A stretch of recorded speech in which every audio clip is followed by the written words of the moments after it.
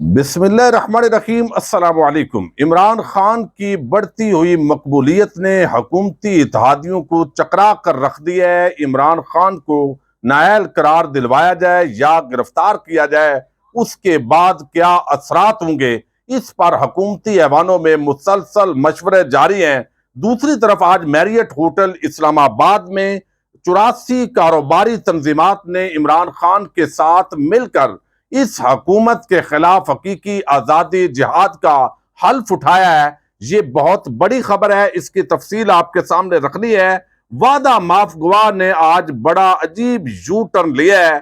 ख्वाजा बरादरान को भी NRO2+ का जो फैज है वो किस तरीके से मिल रहा है और NRO2+ के अमली जामा पहनाने के लिए कितनी तेजी के साथ काम हो रहा है। और दूसरी तरफ आबद शेर अली की गिरफ्तारी का नंबर भी लग गया है और साथ ही उन्होंने SP ऑफिस फैसलाबाद को आग लगाने की धमकी दी है। तीनों आम खबरों की तफसील आपके सामने रखूंगा।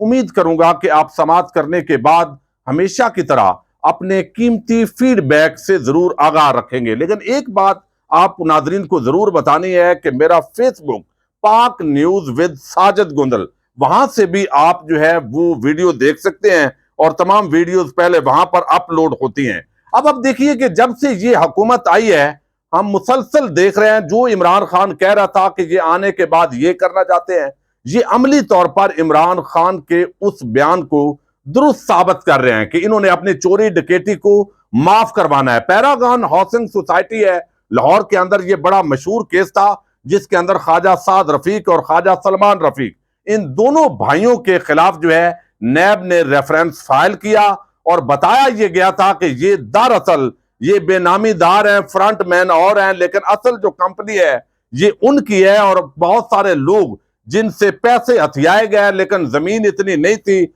और ये जिस तरह हाउसिंग सोसाइटीज वालों का एक धंधा इस मुल्क के अंदर बेलगाम चला हुआ है और कोई उनको पूछने वाला नहीं होता, क्योंकि तमाम इदारे जो मुतलका होते हैं उनके अंदर जो अफसरान होते हैं उनको भी पैसा लगा दिया जाता है। अंधेर नगरी चौपट रोज रात जो चल रहा है, तो अब ये पैरागॉन हाउसिंग सोसाइटी के अंदर एक इनके साथ जो शख्स हैं डायरेक्टर थे वो उनको गिरफ्तार किया गया था और ये कैसर अमीन बट थे। इन्होंने फिर बाद अदा वादा माफ गवाह बने और इसने कहा कि ये असल में तमाम कारोबार जो है वो ख्वाजा साद रफीक और ख्वाजा सलमान रफीक का है, हम तो वैसे ही आगे लगे हुए हैं।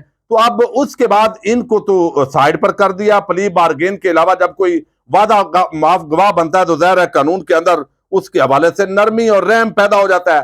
अब जब देखा गया है कि ये पूरा नैब ऑर्डिनेंस तब्दील कर दिया गया है और सारे इस बहती गंगा के अंदर नहा रहे हैं, तो अब इन्होंने भी नहाने का फैसला कर लिया है और इतनी तेजी के साथ ये केसेस माफ हो रहे हैं, इतनी तेजी के साथ कि अभी सुप्रीम कोर्ट ऑफ पाकिस्तान के अंदर इसी नैब ऑर्डिनेंस की जो तरमीम है वो अभी केस उसका फैसला भी नहीं हुआ, ताकि उससे पहले पहले ये तमाम लोग रिहाई पा जाएं। कल को पता कोई नहीं है, एस्टेब्लिशमेंट का भी नहीं पता होता, कल वो पार्टी बदल ले, इमरान खान के साथ खड़ी हो जाए, तो कम अज कम ये सारे मासूम चेहरे एक तरफ जो है कुछ तो यहां फैज लेने के अंदर कामयाब हो चुके हूं। अब यहां पर पैरागॉन हाउसिंग सोसाइटी रेफरेंस की आज एहतसाब अदालत के अंदर जो समाअत हुई है उसके अंदर कैसर अमीन बट जो वादा माफ गवाह थे वो अपनी स्टेटमेंट से मुनहरफ हो गए। और मुनहरफ कैसे हुए हैं कि जो बयानात जब वकला आपकी वो गवाही ले रहे होते हैं तो एक एक सवाल वो कर रहे होते हैं, अच्छा आप बताएं कि इसके साथ आपका क्या ताल्लुक है, आपकी मुलाकात कब हुई थी, आपका ओहदा क्या था, ये जमीन आपने कितने की खरीदी है। तो वो सारे जो सवालात हैं उसी तरह के वो दोबारा किए गए और ये कैसर अमीन बट उससे मुनहरफ हो गए। अब यहां पर जरा की गई है इनसे कि आपकी कितनी तालीम है, तो उन्होंने कहा जी मेरी तो BA तालीम है, ग्रेजुएशन की हुई है। प्रोसिक्यूटर ने पूछा कि कब किया था ग्रेजुएशन, उसने कहा 1978 में ग्रेजुएशन मैंने किया है। फिर वो कहता है कि मैं नाज़म रहा हूं, MPA रहा हूं, टाउन प्लानिंग में रहा हूं। नए प्रोसिक्यूटर ने आज पूछा है कि ये सच है कि ख्वाजा साद रफीक भी पार्टनर थे आपके, तो अब वो कहता है नहीं ये गलत है। यानी पहले यही बंदा कह रहा था कि ये पार्टनर है और असल में ये सोसाइटी है ही इन लोगों की, लेकिन अब वो कहता है जी ये बिल्कुल झूठ है। क्योंकि नैब प्रोसिक्यूटर, नैब की टीम अब वो भी मिली हुई है और एहतसाब का तो जनाजा निकाल दिया गया है इस मुल्क के अंदर से, और दूसरी तरफ जो है FIA भी अपनी करनियां कर रहा है। तो आज ये 200 कनाल जमीन जो साद रफीक के साथ मिलकर खरीदी। नैब गवाह ने कहा यह गलत है। जितने वो एलिगेशन थे उन्होंने कहा जी पैरागॉन हाउसिंग सोसाइटी से ख्वाजा बरादरान का कोई ताल्लुक नहीं है। तो गवाह जब मुनारफ हो जाता है, जो मरकज होता है उस तमाम केस का, तो अब ख्वाजा बरादरान को भी पेशगी इस केसेस के अंदर रिहाई मुबारक हो। अब ये किसकी जमीन है वो अदालत ने ना ढूंढना है, ना हमारा निजाम इंसाफ जो है वो ले रहा है। लेकिन कोई गरीब वहां पर जाकर झोंपड़ी भी बनाएगा तो बहुत सारे लोग आ जाएंगे उसको पकड़ने के लिए। अब बहुत सारी गिरफ्तारियों का सिलसिला जारी है। एक तरफ वफाक के अंदर राना सनाउल्लाह इस वक्त पूरा जो रंजीत सिंह बना हुआ है और वो चाहता है कि किसी भी शख्स जो है वो राना सनाउल्लाह उनका हीरो है, हकीम सनाउल्लाह। दूसरी तरफ जो है वो इमरान खान को भी गिरफ्तारी का खदशा दायर है, हर वक्त रहता है। यहां पर बनी गाला के अंदर धमकियां दी जाती हैं। लेकिन इसके साथ ही अब जो आबद शेर अली लंदन से आया, खुद साख्ता जिला वतन रहा, और अब उसको भी गिरफ्तारी का खदशा इसलिए पैदा हुआ है कि एक और फौजदारी मुकदमा उसके खिलाफ फैसलाबाद के अंदर कायम हुआ है। और जब ये मुकदमे की तामील करवाने के लिए पुलिस एहलकार गया तो उसने कहा जा तू, तेरी औकात क्या है?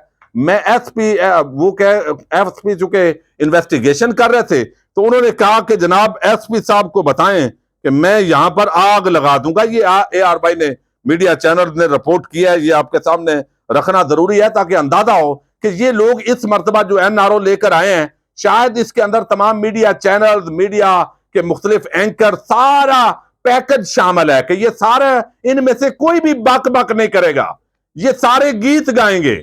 और आप देखिए कि यहां पर जो है एसपी के दफ्तर को आबद शेर अली कहते हैं मैं आग लगा दूंगा रिपोर्ट्स के मुताबिक।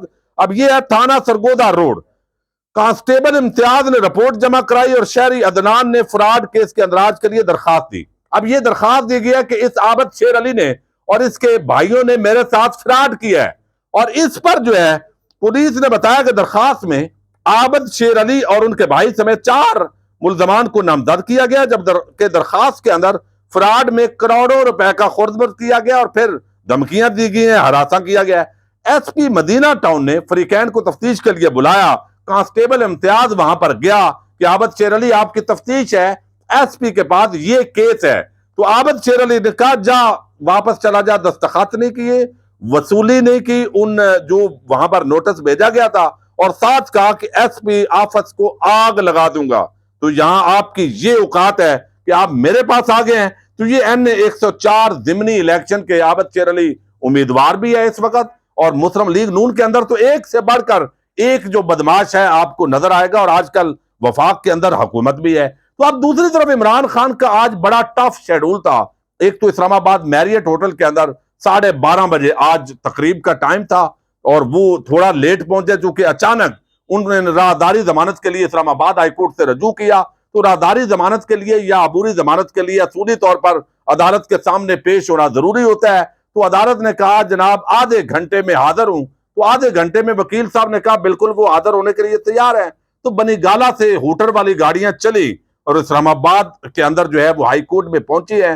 वो अबूरी राहदारी जमानत तो मंजूर हो गई है, लेकिन उसके साथ ही मैरियट होटल इस्लामाबाद के अंदर जो कारोबारी तबकात हैं, मुख्तलिफ कारोबारी लोग, वो आज जमा थे। और ये 84 तंजीमात उन्होंने बताया कि यहां पर मौजूद हैं, बड़ी तादाद थी, उनके नुमाइंदे ज़ाहिर मौजूद थे। तो कारोबारी जो तबकात हैं वो बड़े तंग है। उसके अंदर हर तरह के कारोबार को आगे आप सेग्रीगेट कर लें कि कोई जो है वो करियाने वाला है, कोई जो है वो पाइप बेचने वाला है, कोई और काम करने वाला है, उसके अंदर इलेक्ट्रॉनिक्स वाले हैं, फिर बहुत सारी और बड़े बड़े लेवल के जो सोसाइटीज हैं उन्होंने अपने तौर पर काम किया है। तो यहां पर जो है वो ये सारी चीजें कर दी गई हैं। लेकिन इसके साथ ये बताना इंतहाई जरूरी है कि इस पूरे मामले के अंदर उन्होंने इमरान खान के साथ हल्फ उठाया है कि हम भी तंग हैं, जिस तरह महंगाई हुई है, हमारे बच्चे, हमारी औलादें भी मुतासर हो रही हैं। पाकिस्तान के अंदर पिछले 5 महीनों के अंदर जो तबाही फेरी गई है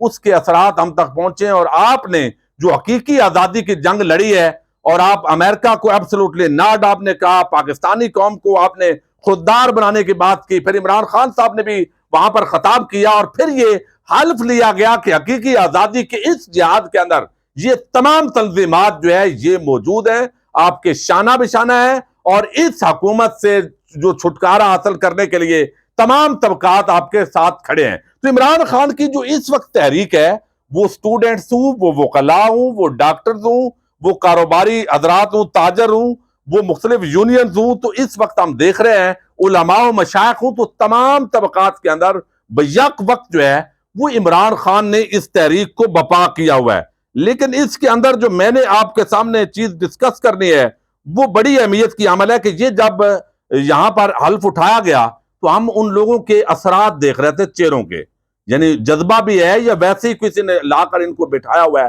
तो हर बंदा जो है वो कोई अपनी सेल्फी ले रहा था, कोई तस्वीर बना रहा था, कोई वीडियो बना रहा था, फिर जज्बाती नारे। तो ये माहौल बताता है कि आपको जबरदस्ती नहीं लाया गया, बल्कि आप शौक के साथ एक लीडर के साथ जो है आपका एक ताल्लुक है और आप समझते हैं कि हमें इस लीडर का साथ देना है। तो इमरान खान ने वहां बड़ी आम बात की। उन्होंने कहा कि अगर एक क्रिकेटर, मैं क्रिकेटर था उस वक्त, मैं ऑफिस होल्डर नहीं था, तो अगर मैं 40 साल की मनी ट्रेल और तमाम मुआहदे अदालत में पेश कर सकता हूं, तो ये सियासतदान जो चोरी डकैती कर रहे हैं, जो सब कुछ ये धंधा कर रहे हैं और माफी इस वक्त करवा रहे हैं, और अदलिया जो है वो भी इस सारे मामले को देख रही है, कुछ नहीं कर पा रही चूंकि अंधेर नगरी है, तो फिर मुल्क का क्या बनेगा। तो इन चोरों डकैतों को खत्म करने के लिए, कानून की जबान के अंदर कानूनी तौर पर शिकंजे में लाने के लिए उन्होंने कहा ये सारा काम कर रहे हैं। और 17 साल बाद हमारी हुकूमत के अंदर मईशत बड़ी बेहतर जा रही थी